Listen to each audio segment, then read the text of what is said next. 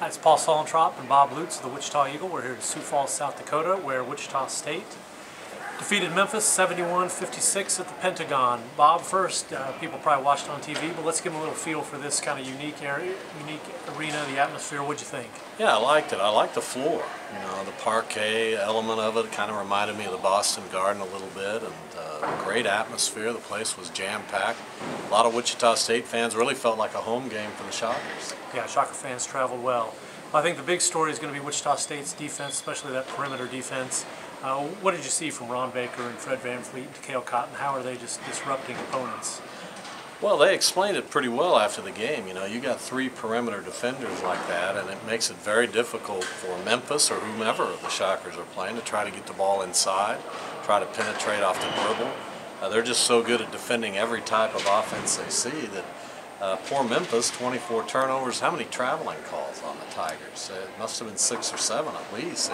They'd start to do something, find that it wasn't there, and then drag that foot and get called for travel. Yeah, they were really in a mess. Wichita State's perimeter defense really did a nice job on them. I thought Darius Carter played well, especially kind of rushed early, but then he got going. Is he going to be the inside scoring threat that maybe you can count on? Well, he had 6 points, the first 6 points of the game for the Shockers, then kind of went into a rut where he wasn't making shots, and I think, like you said, maybe tried to force a few things. I think that inside game's still developing. You know, maybe we got a little ahead of ourselves about the young big guys. They took a little bit of a step back today. But you know, they'll develop. But when you have the security blanket that is Ron Baker, Takeo Cotton, and Fred VanVleet, it gives those other guys time to develop. Yeah, I think the young big men we're going to see, especially going on the road away from Coke Arena, may be tougher for him. I thought Shaq Morris was solid for him. They blocked a couple shots, scored.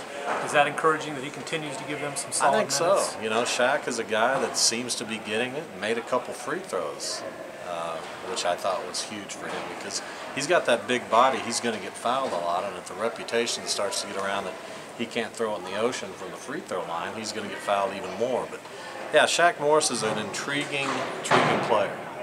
All right, that's it. We're going to wrap it up. Get back on the road for our trip back to Wichita. Number 11, Wichita State, 71, Memphis, 56. Thanks.